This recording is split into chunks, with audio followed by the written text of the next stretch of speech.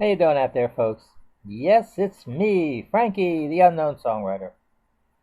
I'm making this video.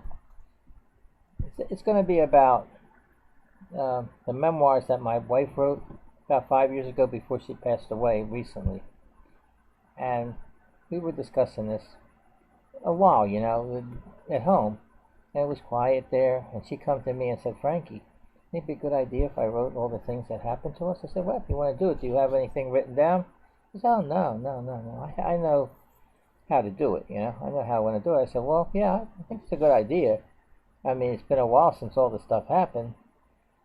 So she said,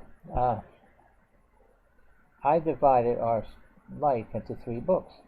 I said, it sounds all right, but I wouldn't have done it that way. I would have just put one story. But she said, I thought it would be easier for me to do it by doing that.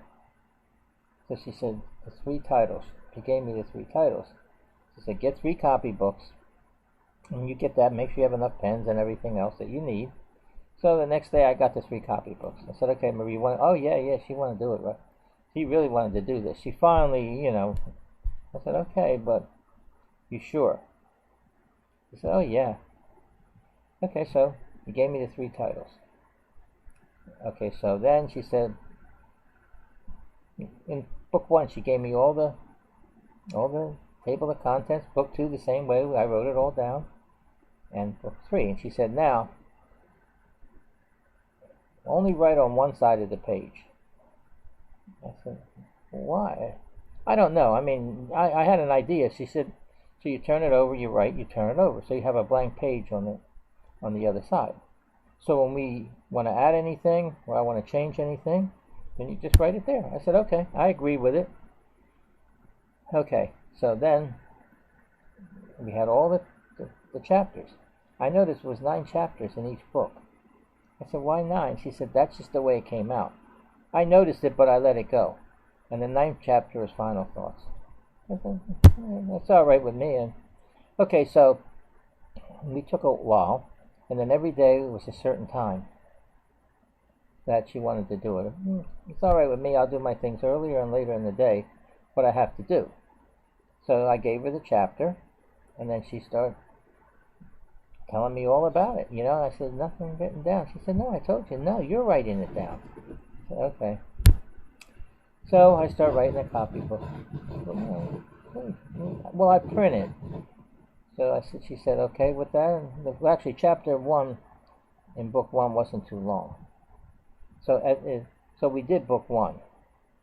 And I was surprised when I looked it over. Nothing written down. She did tell me in, parts of the chapter, she used to tell me, remember, right, but put in your song at the end of that chapter. The songs that you were writing. So I said, okay. I had that, so I could write that in. Or I had the song sheet, so, it was another time saver, This went on for about 1.5 years. And finally, all 3 books got done. And I was surprised. I said, now what? I said, I have to type it from the chicken scratch. She said, well, we went over it all. So I went over and I said, what should I do? Try to read it, fix it, and then, then type it from that. So I decided to record stories from the chicken scratch and then books, them copybooks. So I did that, and then when I played it back, I was able to type it. It seemed to come out all right. That's what I'm going to read it from the typed version here. But see, by having those audio books, I put it on YouTube, those audio books, because I figured, well, you can hear the story the way I did. I put some videos with it and all. So if you're interested in the 3 stories, book 1, Real Diamond. Book 2, Railroad to Prison. Book 3, The Electronic Criminal. Now, they're all on YouTube. So all you do is punch in those titles and put audio book, and it should come up. And I did the narration. So now I decided that I'm going to do them by chapter here. I'm going to do the narration. Remember, Marie is telling the story, because she saw everything. It was mostly everything was happening to me. She wanted to break it down in 3 books because in book one tells the whole story of everything. Mentions it in book one, everything, but not in detail. So she made book two to follow what she didn't explain in book one. Then book three was what wasn't in book two. So I'm surprised how good, because with not writing anything down, she knew what she wanted in there. So she told me, the information. Oh, you have that newspaper article, you get that in there. Whatever. I just followed her instructions. So, and I said, well, how come you left out a lot of stuff, Marie? And she said, Frankie, because I wanted to make it short and to the point. It was easier for me to do it that way, so we could get it done quicker. And yeah, it made sense. She said, because you can add anything you want. Remember, you're the one, once it's done, because there was a lot of stuff she didn't mention in there, the things, but not, she was able to do it that way. She even asked me, what do you think? Isn't it easier to add to the story to make it longer? Or wouldn't it be harder to take out stuff to make it shorter? I think she's right, because it would be. Once the story is written, and you're trying to take stuff out, I think it would be a lot harder. She was right. I agree with her at everything. And then after we got it all done, she said, what do you think? I said, I think it's pretty good, Marie. You have to, it is a true story. And we were together for 40 years now. And that's what was happening to us, we survived it, But our love was still there, we still stayed together. And it's really a good story, it's romantic. And it's got music in it and all. The songs that I wrote. It's a pretty good story. So she said, she had ideas. I said, well, why did you really want to write it? I know you wanted to, that you had it in your mind, you wanted to do it. She said, yeah, I wrote it because I wanted people to know about us that nobody would have known. I said, well, I could have done. She said, yeah, but I also wanted to leave something for you. Well, what happens if I pass away before you? She said, well, I'll have your songs that you wrote. She said, I wanted to do it because you wrote the songs and I wrote the books. I said, I liked it. It was good, what she said. And remember, the song that you wrote was for Neil Diamond, and he didn't take it. So you acted out the story that you wrote, and then that's how we met. And I took the song and what you acted out, I made it into a book. So it made sense what she said and all.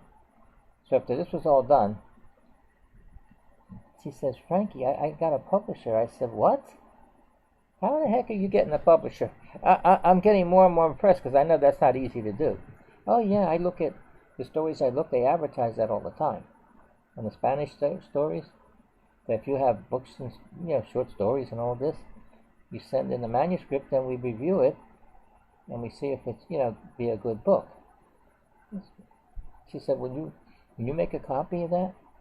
I said, yeah, but I'm not going to send the original. So I made a copy. It's 40-some pages. The book one. So I sent it by certified mail. She gave me all the address and all. They got it.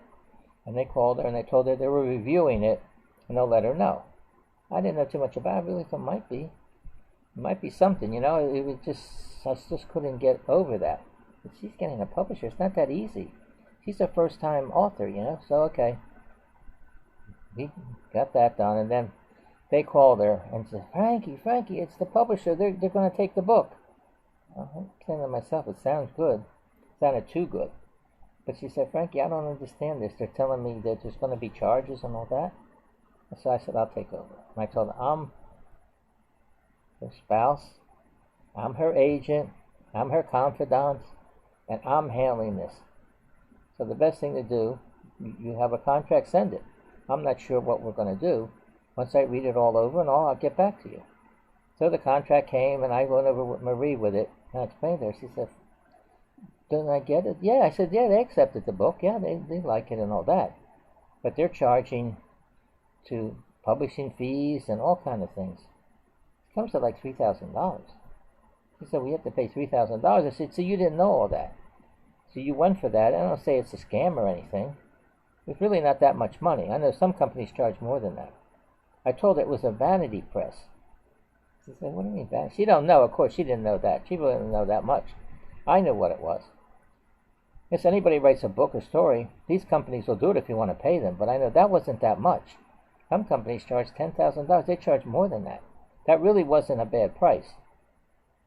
So I went through it all, and she said, explain to me exactly what happened. Okay, say it's $3,000 altogether. We could pay a couple hundred a month or more. When that's all paid, then they publish the book. And now when the book comes out and money starts coming in, the money that comes in will go towards that money that we paid. We'll get that money. Oh, you will get it back? I said, yeah, Marie, but I don't know. You know, it's speculative. Okay, so we went through that. I explained it to her. And then after that happens, then any money coming in, we still get it, but they only get 50 cents a book then.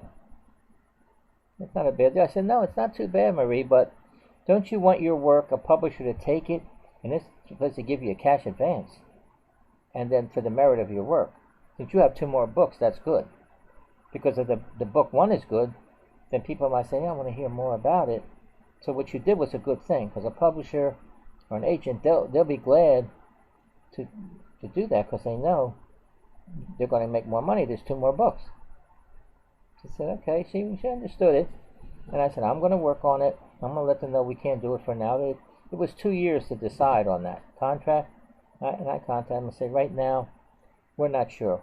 We might get other offers from other publishers. You know, we might have to decide that. They said, it's fine, there's no problem. You still can always do it later if you want. It was good. Because they said, this Christian Faith publisher, they said because you had 2 other books, they would give a better deal on the other ones. It wouldn't be charged as much, of course not, because they're already getting money from the first one, and, that one they would give you a better deal. So it all sounded good. I know it wasn't a scam or anything. So I explained to her, and I started working on it. I'm contacting publishers, and I'm getting answers, and it's not what they want. The whole thing. It's a first-time author, so I explained to her, and I'm still working on it now, and she's already passed away. But she understood. But after we did all this, and I'm doing all this, and she doesn't remember writing the book. She said, you wrote it. I said, yeah, I know, Marie, I wrote it, but you gave me all that information. She said, well, she didn't really know, so. Okay, what I'm going to do here is, I put this in the front of this video. I'm going to read the chapters, and I'm going to do chapter 1, because chapter 1 is not too long. I'm going to do chapter 1, then on another video, chapter 2, and so forth and so on. And we'll see how it comes out. Okay, so now I'm going to read the 9 chapters, and this is Book 1, Real Diamond. Chapter 1, The Purchase of the Real Diamond. Chapter 2, How Frank and Marie Met. Chapter 3, The Pot Plants. Chapter 4, The Stolen Car. Chapter 5, The Unknown Songwriter. Chapter 6, The Big House. Chapter 7, Ghost in the Townhouse. Chapter 8, Sale of the Real Diamond. And Chapter 9, Final Thoughts. Okay, let's see what we got here. Kept you in suspense long enough. Okay, she also wrote a... Marie did the synopsis. I'm surprised, She didn't call it a synopsis. She called it something else. And I wrote it down. Remember, she's telling the story. The whole thing she's telling, even though I'm going to do the narration.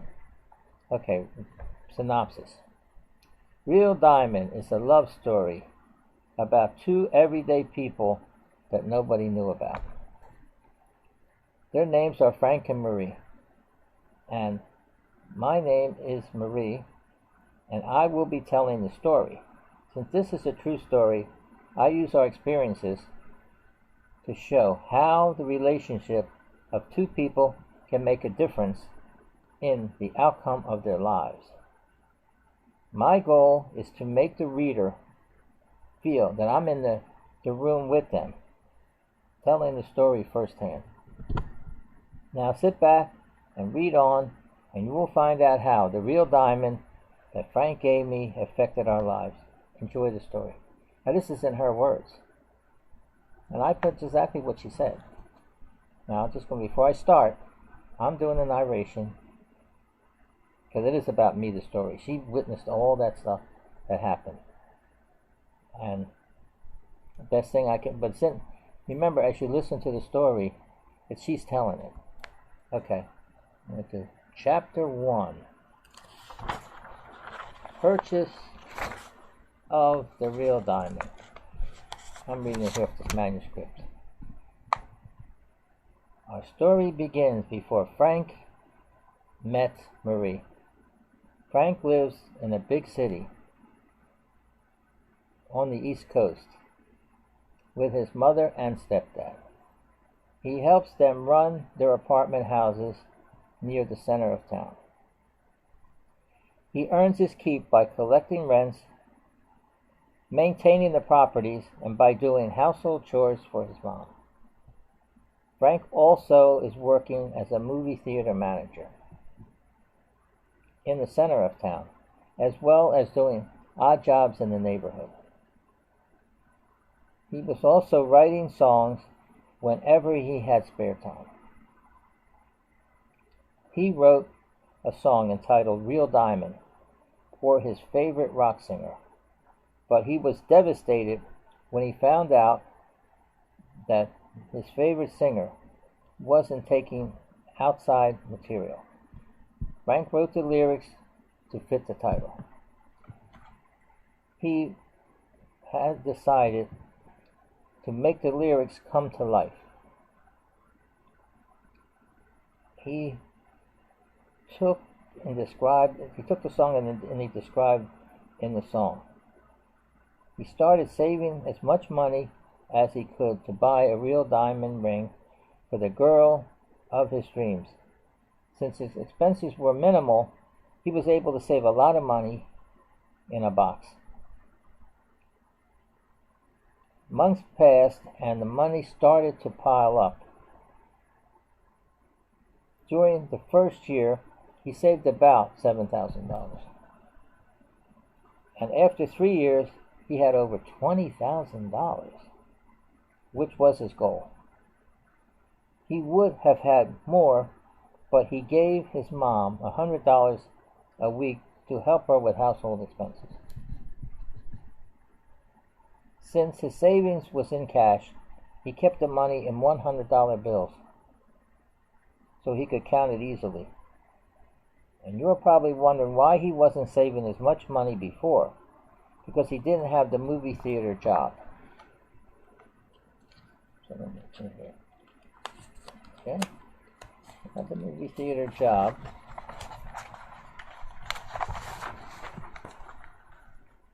So after he wrote the Real Diamond story. Now, Frank was ready to purchase the real diamond.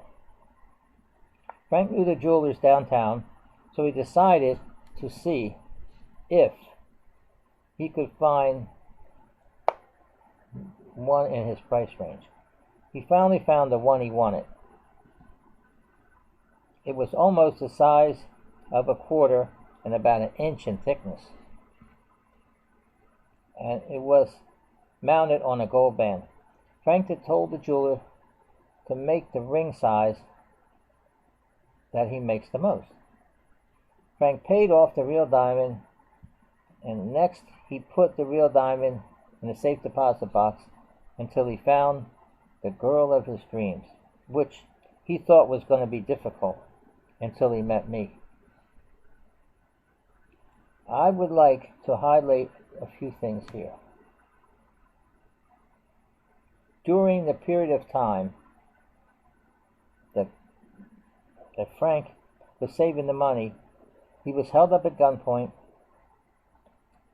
at the movie theater. His mother was ill but recovered, and his transmission blew up in his car. Frank survived all these things to keep working and saving.